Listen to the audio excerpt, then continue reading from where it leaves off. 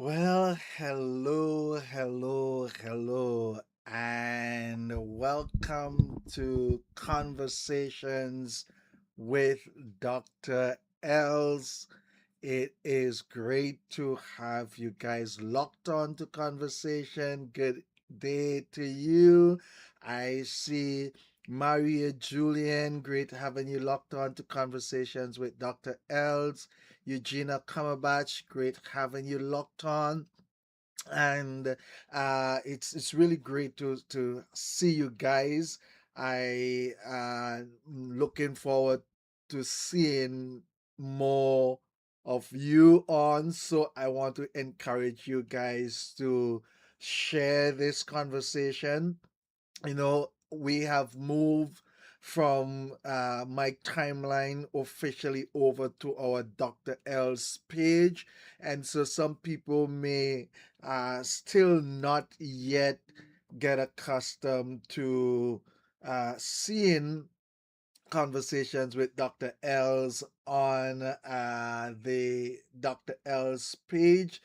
So I want you to do me a favor and share the live, share the broadcast, share this conversation, and let everyone know that Dr. Els is on the official Dr. Els page. So let them go and look for Dr. Els, and this is where we will be doing conversations with Dr. Els going forward. So I'm sharing it on my timeline, but after a while, I'll just do the conversation on my page. So, guys, I want to encourage you. Do me a favor. You've been really a great audience, a great time, a great set of people to spend time with conversation, and so I want to encourage you to just let someone else know if you think that our conversations has been quite interesting and enlightening and helpful. I would like for you to let someone know that hey, Conversations with Dr. Els is on, and so let them know that they can see Conversations with Dr. Els on the official Dr. Els page. And if they join, they will have that amazing time. All right. Curtis Thomas, great having you locked on to Conversations with Dr. Els also, as usual, always there along with Maria and Eugenia and others, always there. So guys, it's really great. It's really great to see you.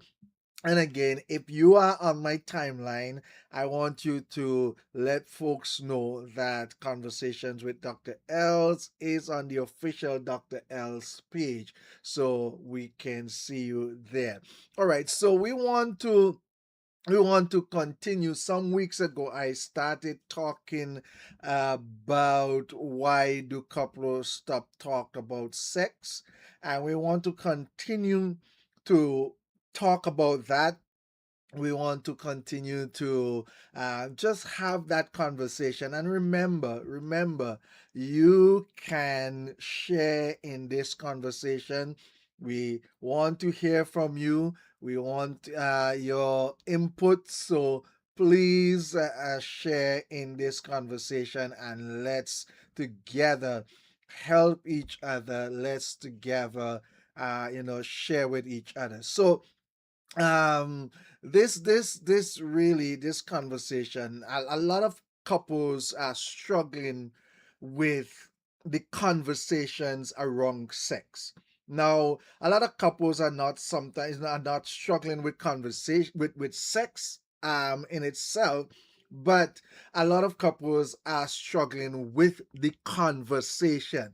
Because I over the years, as a marriage counselor, as a family life educator, as a relationship coach, over the years, there are couples who have been having sex, yeah, but there's no talk about it. There's no there's no conversation. It feels as if it is just something to be done, and so it is being done, and that's it. So in some case, a lot of couples don't really struggle with sex only, but with the conversation around it. And this topic is not to make people feel uncomfortable, but I think it's exactly what we need to talk about, because you know many relationships, especially marriages, couples share the same house, they share the children, they share the bills, they even share the same bed,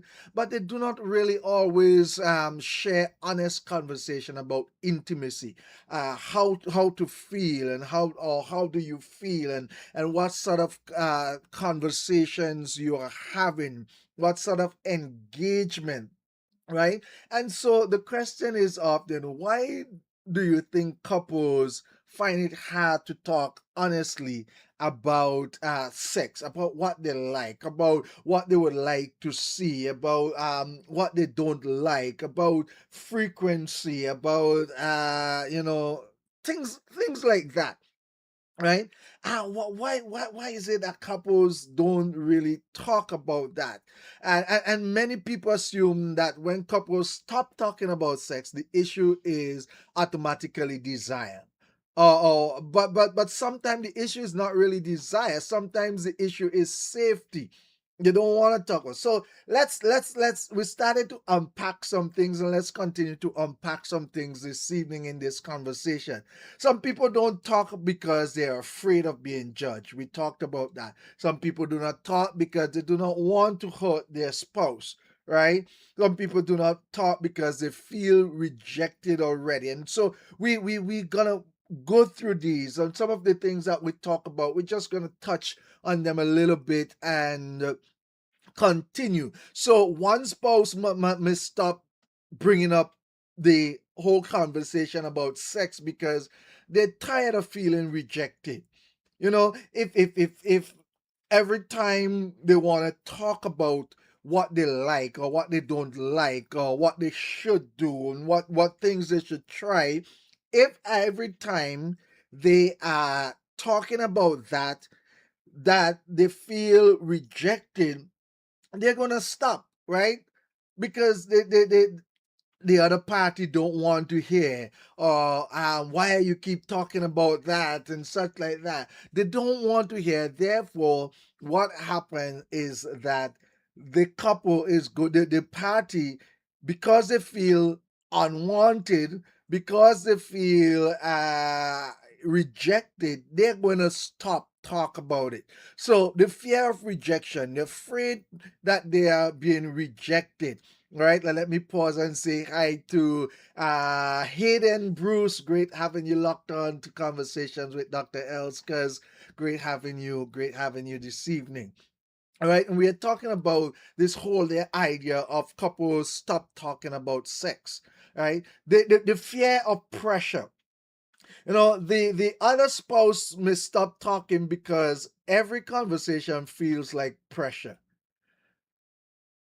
It feels like, to the spouse, it feel like every time we talk about sex, it comes over as if you're pressuring me to do this, or you're pressuring me to do that, or you're pressuring me to engage in. And so because it feels like a pressure, or on another way is that it may feel like criticism. you know you don't do this right, you don't know how to take care of me, you don't know how to satisfy me, you're not trying this, you don't, you doesn't feel like you're attracted to me and stuff like that. And so it feels like criticism, or such. And so the spouse now stop talking about it because of that. And understand this: people enter marriage physically, but emotionally, at times they are unprepared. They're unprepared for intimacy. They do not know, or they're not told how to engage in intimacy. And you know what I found? that some people believe that it would come automatically. Just like how we learn a lot of different things, intimacy is something that you, if you want to be good at or grow in, you have to learn some things. And maybe it's a good thing I could put a plug in right now for that book that I've written, Drip Free Marriage. There is a chapter in there that I think chapter 6 in there is a chapter that talks about how to have a successful marriage. And I played on the word, not successful as successful, but successful, how to have a successful marriage, and really talking about some of the things that people don't want to talk about, that churches don't want to talk about. I talk about that in that chapter in the book. So if you don't have that book, I want you to go to Amazon or find a way and get that book. But what I'm saying is that if you have to grow in intimacy, there are some things that you need to learn. And people get married because of several reasons, and but sometimes you realize that they do not know a lot about intimacy. They're unprepared emotionally for intimacy. All right. Another reason why people don't talk about sex really is shame. Some people were raised to think sex is dirty. And even after marriage, sex is dirty. So you know what? Every time they want to engage, they turn off the lights, they don't see each other, they don't think that there's a they may actually, it's a good feeling because God has created sex and He's created it good. And if you have sex is a great feeling. But what happened is, when people who have shame, they hide their feelings. Right? They hide their feelings because they were told that it's dirty, or sex is just for procreation. So now they're married. They grew up knowing that. Now they're married, but they still do not know how to talk about desire without feeling guilty. They don't know how to say what they want without feeling guilty. They don't know how to say touch me here, or don't touch me here, or I feel better if you say this to me, and such like that. They don't know that because they were told that sex is dirty, and so they do not understand. One part of my book, and I talk about moving from thou shall not to thou shall, because a lot of times, if especially you grew up in church, you would hear thou shall not do this, thou shall not do that, thou shall not do the other, thou shall not. And you grew up with that, and you were not taught, now thou shalt do this, thou shalt please your husband, thou shalt please your wife, thou shalt do this. All right. So shame, people feel guilty, so they don't talk about it. I have to pause here and welcome my brother and friend, Pastor Gibson Ishmael, over there in St. Lucia. Great having you locked on to Conversations with Dr. Els, right? And as usual, guys, for those of you who just came in, I want to let you know, if you're not on my official page, Conversations with Dr. Els is on my official page, Dr. Els, and that is where we will be on going forward. All right, I am going to sort of just ease out of my timeline and do all my conversations on Dr. L's official page, right? And of course, you can comment, you can ask question, you can share your opinion. So let me just read this comment. It says, so true. Growing up as a child, sex was the worst on earth in our ears. And that is so true. Growing up, and I tell you, guys, I have been in church from since as we use in our local parlance, since Adam was a lad. Right? Since Adam was a lad, I was in church. And you constantly hear about when you hear about sex, and you know, give these guys the credence. They wanted to protect us. But all you are hearing was that it is so bad, so you don't do that and stuff like that. And they, even the married people, would not have shared how lovely and pleasant they were in their marriage. And so that is the challenge that we have. It was like the worst, if you, especially if they found you that you've had sex and you are not married, you were the worst thing in the church. You had to go to the back seat. You gotta sit to the back. You gotta be on discipline for 6 months or 12 months, or in some case they throw you out of the church, right? And because people grew up with sex sounding like it is wrong and bad and dirty, and so when they got married they stopped talking about it. They don't want to talk about it because it is shameful, right? They feel guilty. Not only that, but with another reason why people don't talk about sex is resentment. Sometimes the issue in the bedroom did not really start in the bedroom. And a lot of people need to understand this, that sometimes the issue in the bedroom did not start in the bedroom. The issue sometimes started with an argument. The issue sometimes started in neglect, in harsh words, in disappointment, or in feeling unseen, right? And so that resentment that that person have towards you, now they don't want to talk about intimacy because already there's some sort of disappointment or some sort of bad feeling that they have. Unresolved resentment does not stay in the kitchen or stay in the living room or in the porch, veranda, whichever you call it. Unresolved resentment doesn't stay in one room, it travels. And so it travels from one room to another.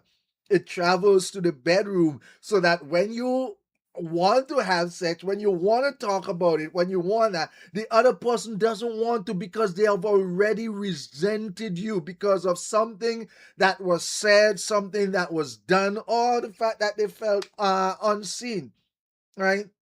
And so I want to just again pause and big up, hail up the most beautiful, wonderful, gorgeous woman in the world, the one that I am pleased to call my wife, Dale Janley Neal. Great having you locked on to Conversations with Dr. Els. All right. I want to read this comment. As I said to you guys, you are free to comment. I want to hear from you. This is not a lecture, this is a conversation we're having.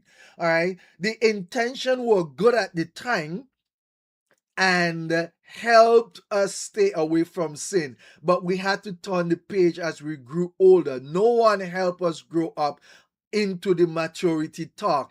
And that is true. That's why I said giving credence to those who've been there as our elders. They were trying to help us. And we know that, in all honesty, and in some cases in their ignorance, they were trying to help us. But they told us all the negative things without preparing us or encouraging us when we get ready to get married, or if they know, for example, if they know that you have a girlfriend or a boyfriend, they will not sit down and encourage you of how to date and how to go out and do these things. They will constantly tell you, keep away from sex, don't do that, don't do that, don't do this. And then now they're trying to get married, trying to do what the best thing for your other person, the spouse or whatever. And you don't know because they have not brought up, as one person says, the maturity talk. They haven't said to you how to do this and why you should do this. Here's a question I want you to answer if you would. Can unresolved conflict shut down affection? Can unresolved conflict shut down affection? Now, guys, I gotta put this in here because I have been working hard on this, and I just believe in this so much that God has really dropped this in my spirit, and I've worked in it over the years. This is why I have developed this system called drip free marriage system. Because you see this very question that I just asked, can unresolved conflict shut down affection? I'm sure I would like to see your answers there. Give me a yes or a no, or your opinion there. But going back to drip free marriage, I've noticed that a lot of little things that is left unresolved affect conversations and affect marriages later on in life if they're not dealt with. And so what I have done that was last Sunday, or my last conversation. I think I missed last Sunday, but my last conversation, I gave you a preview of the entire system that I developed, and this is basically a system that says strong marriages do not break suddenly, they leak slowly. The little leaks in the marriages build up over time, because when someone said, I want a divorce, they say, I've been talking about this a long time before. I was watching a movie just the other day, and the same thing came up where the woman said, I've been talking and talking and talking, and you were not listening. And sometimes we don't, because we don't deal with these little leaks, these drips in the marriage. It became a big damage in the marriage, and the marriage breakdown. I've developed a system, a proven, tested system, researched, that help couples to deal with these, to identify first and deal with these leaks, these drips in marriage. I also have the system is in such a way that as pastors and leaders, and those of you who are willing to or who would love to help couple, I've developed the system in such a way that you can become a facilitator of this system, and you can help couples to or you can help marriages that are in trouble, marriages that needs a fix, needs help. You can help couples do that, and using this system. If you're interested, you can let me know. You could either put a comment in the chat or so. But this is a great system. I've had several people who already said they love this and they want to be a part of this.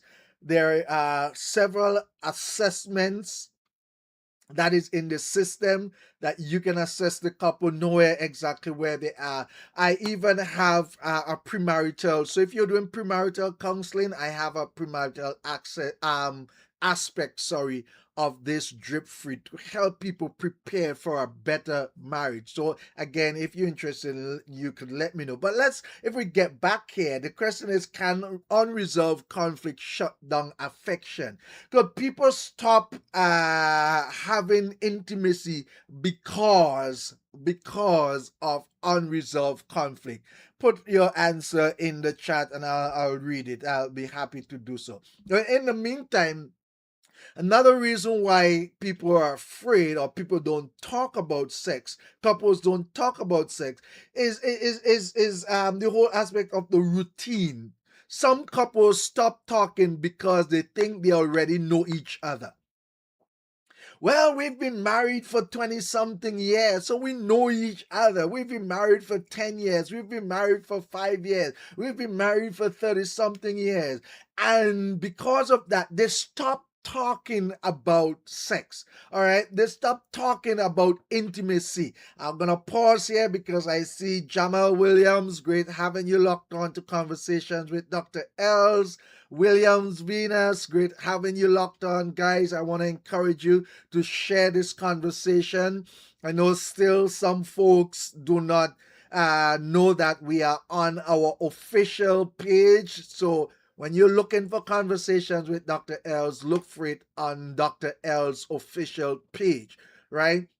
So as I'm saying, people feel that they know each other so much, but I've come to realize it takes a lifetime to know your partner.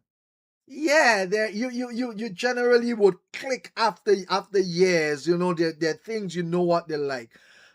But in order to keep the conversation going or to keep the marriage going healthy and strong, and so there needs to be conversation. Let me ask you, suppose as Christians, suppose you say, well, I've been saved for 10 years, so I know God now. I don't need to pray. I don't need to have that conversation with him or so. I'm sure if you're Christian on this conversation, you're gonna say, no, no, no, no, we can't do that. If you're building a relationship, there has to constantly be conversations. And so there still need to be, whether you're married for 5, 10, 15, 20 years, there still need to be conversation. And some persons think, well, I know the person, but people change. As a matter of fact, as when we're talking about sex, the reality is bodies change. So what a person may have liked back then, they don't necessarily like it now. Or what they would have be willing to do back then, they were not willing to do it now.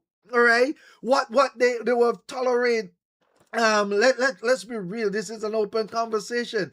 Some women are not as lubricated as they used to be in earlier years, and so now you have to have a conversation. There are health issues. Some men might be going through some health issues, and they're not able to deal with those things and do what they used to do, and it affects them mentally and emotionally. So there needs to be the conversation. Don't think that we've been together for this length of time, so we don't need to talk. Let me pause and say hi to Nexie Dixon Brockington. Great having you locked on to Conversations with Dr. Els. And again, I encourage you guys to share the page, share the conversation. And so people don't talk because of these reasons. Some people, for them, sex is either duty or and so they just do it just because. But you gotta understand that there needs to be conversation. There needs to be that knowing your couple, knowing your partner. Sorry, then there needs to be the conversation needs to be had. And so sometimes what makes the conversation hard for couple is the tone of the conversation, or sometimes you think the timing. You gotta know the right time. I said to ladies a lot, if you want to get something from your husband, if you want to get your husband to do something, there is a way that you can easily get him to do it. All right. And if you want to know, I could tell you how to do so.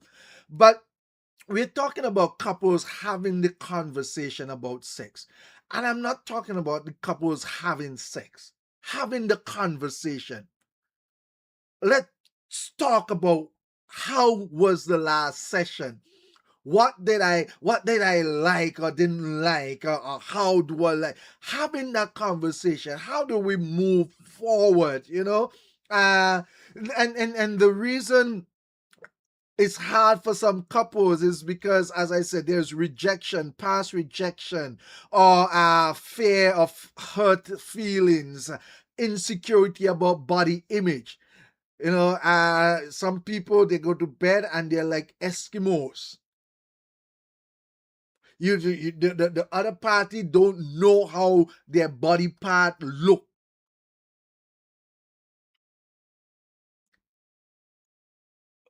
But I'm saying that in order for the marriage to be strong, you have to talk. And sometimes we spiritualize what needs communication. Sometimes we criticize what needs compassion. Sometimes we ignore what needs healing. We need to have a, don't assume that the person know what you like. Don't assume that, and so you go on your life and you do nothing about it. So let me close with a few things. How do we start the conversation about sex? How do we help people to start the conversation? What is it that they need to know? Let's talk about how couples can begin again to talk about intimacy and sex without turning the conversation into a fight. Of course, do not start with things like you never and a certain gender.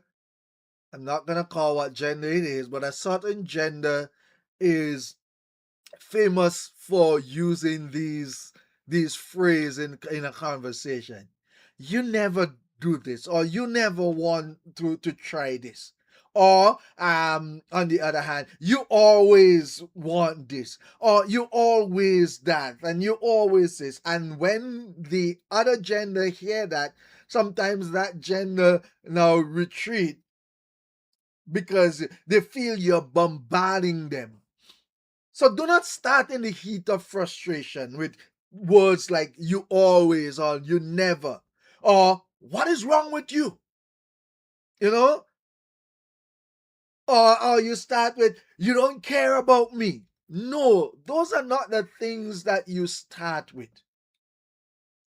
That kind of language invites defense. When you say you never, what goes in the other gender's mind is, what about that time? What about this other time? What about that? What about that? And they started counting. But how you said I never? But I've been doing this all those times, right? So that language now invites defense, and it doesn't bring connection. So please don't, if you want to have the conversation again, don't start with that. Start with tenderness, not accusation. Start with tenderness. You know, honey, I miss feeling you close to me. I want to be able to talk about this without fighting, or I don't want this to become a silent era in our marriage. You start with tenderness. I want us to feel connected again. You know what I'm talking about. I want us to be good. This is what we're about. We want to be close to each other. I want you to understand what intimacy feels like, if for me in this season, because this season is not the same like the last season. So I want you to know what it is for me like. For a lot of women could just cuddle and feel close to their spouse and just be there, and that's all they need at that point. So that's why there needs to be a conversation. One of the things I would say also is, if you're having the conversation, ask, don't attack, right? So I'm saying that you start the conversation with tenderness. I'm saying don't start with frustration. I'm saying ask. Don't attack. Don't attack the other person. You know, you might want to ask question like, what make you feel pressured, or what make you feel desired? What have I misunderstood about you? You know, what is it that you need that I can help with? These are things. Have a proper conversation. We need married couples need to talk not just about bills, not just about the children, not just about the business or the future, not just about what is for lunch or dinner or breakfast, or how we're gonna fix the house. No, not just about those things. Married couples, as a matter of fact, couples, whether you're married or not, need to talk about emotional uh, aspect of their relationship, because that carries the relationship a long way. What Find out from the person what helps you feel emotionally close, because you got to understand this. The goal is not to win the conversation.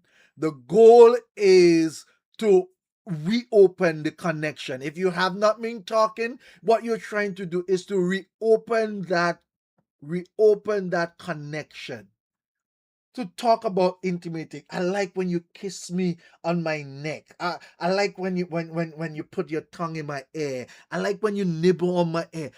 You want to know. Have that conversation. So let me ask you this: Is it possible? Is it possible to love your spouse and still avoid intimacy? Is it possible for somebody to still to love their spouse but they avoid intimacy? Let me see some answers in the chat.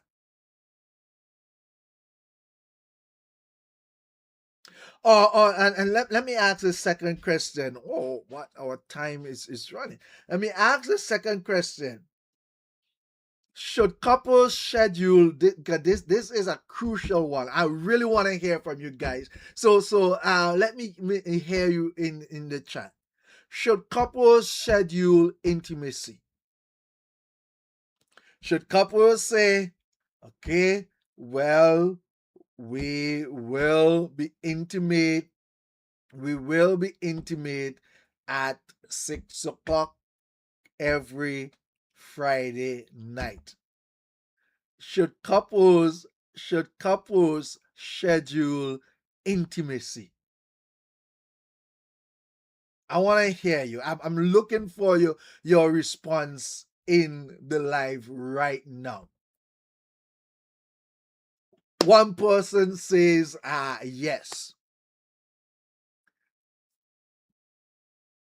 So you're saying to yourself, every Friday night or every Wednesday night we are going to be intimate. Let me give a follow-up question. Does that feel, or does that make it feel mechanical? Should that be done? Does it make it feel mechanical, or is it okay? One person believe that it's okay, and uh some others may have a different opinion. But should that be done?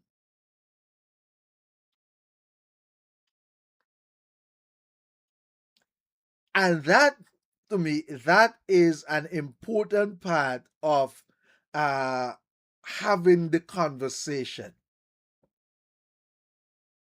Having a conversation, because for some couples, and in my opinion, for some couples that works.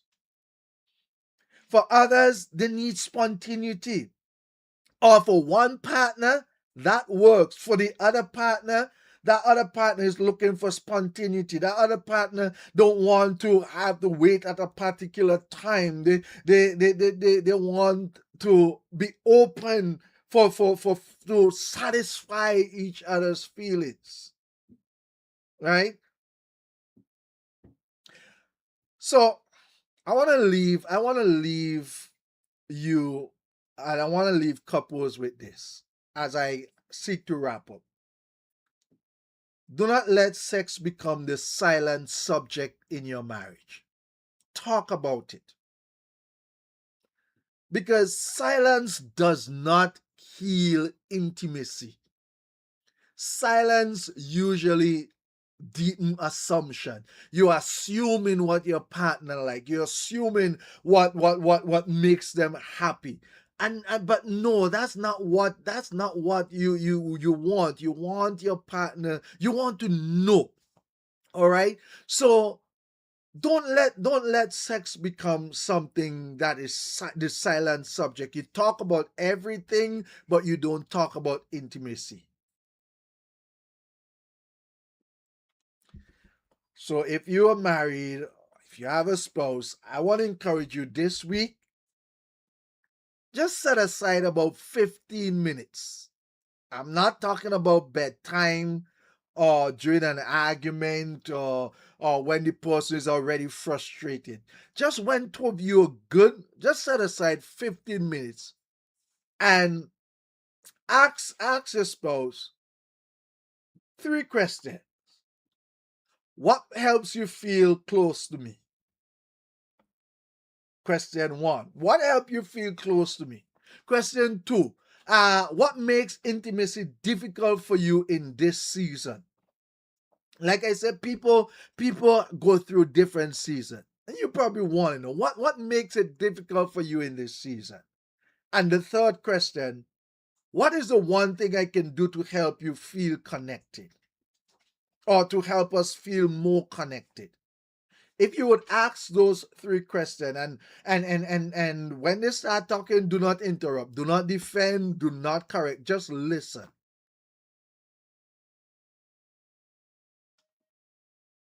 Because understand this, a marriage does not become healthier because couples avoid uncomfortable conversation. A marriage becomes healthier when love becomes safe enough to tell the truth.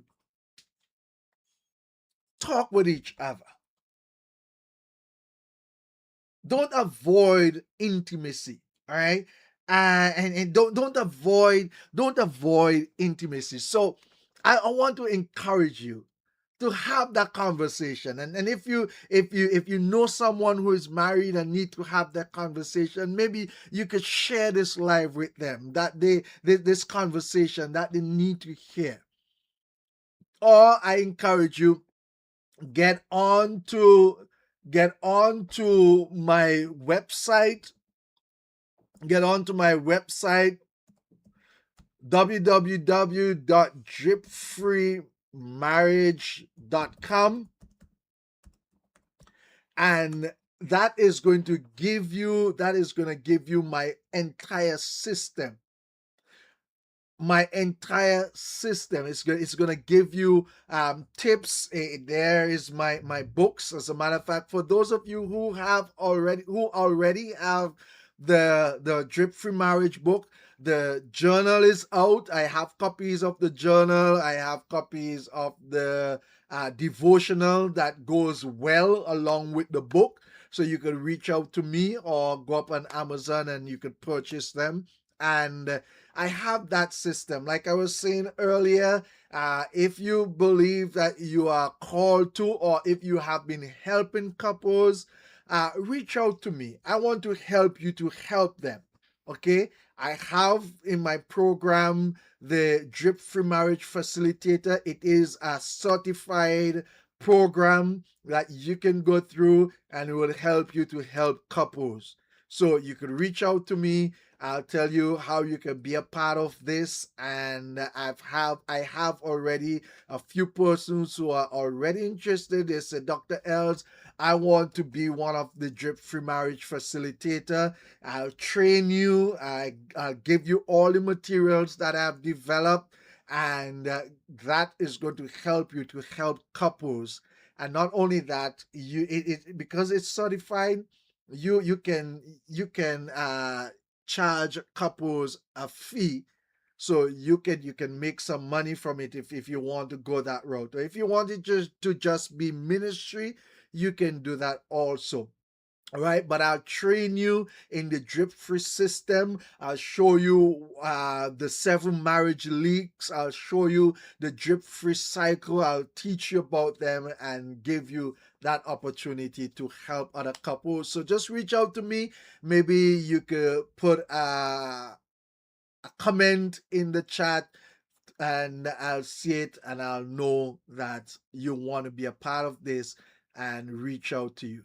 So, guys, it's really been great having this conversation with you, and over the past weeks having conversations. Like I said, for those of you who came on after, Conversations with Dr. Els is now officially on the Dr. Els page. And so very soon I'm going to move away totally from the timeline. I'm not going to share it on the timeline, but on the official page. So I want you to get there. If you have not followed me on my page yet, go to look for Dr. Els, right? Look for Dr. L's Facebook and follow, and we would have our conversation on there. All right. Remember, whatever you do. Oh, before I even encourage you in that way, I see Patricia Goodrich. Great having you locked on, and I see a comment there that I always read the comments. Communicating is key. And so, yes, have the conversation, talk. You know, I encourage couples to grow as best friend. Even if you didn't start as best friend, grow into that friendship. Be able to talk about any and everything. All right. So until next week, God's willing, this has been Conversations with Dr. Els. And remember, whatever you do this week, make sure that you add value to someone's life. Someone who you come into contact with, uh, add value to their life. Let them leave you better than they met you. All right. So add value. And remember again to check out my website, www.dripfreemarriage.com, or go on Amazon, look for Dr. Ellsworth Neil, and you will see all my books on Amazon. Purchase and also leave a review. Okay, would encourage you to also leave a review if you purchase on Amazon. Just leave a review, or you can get on my website. You can reach out to me. Those of you who are wrong that you see me, you can reach out to me and say, Dr. Els, I need the book, or I need the devotional, or I need the journal, or I need to become a drip free marriage facilitator. Whatever, you can reach out to me. So God bless you and have the most amazing week this week. Until next week, God's willing, this has been Conversations with Dr. Els. God bless you abundantly.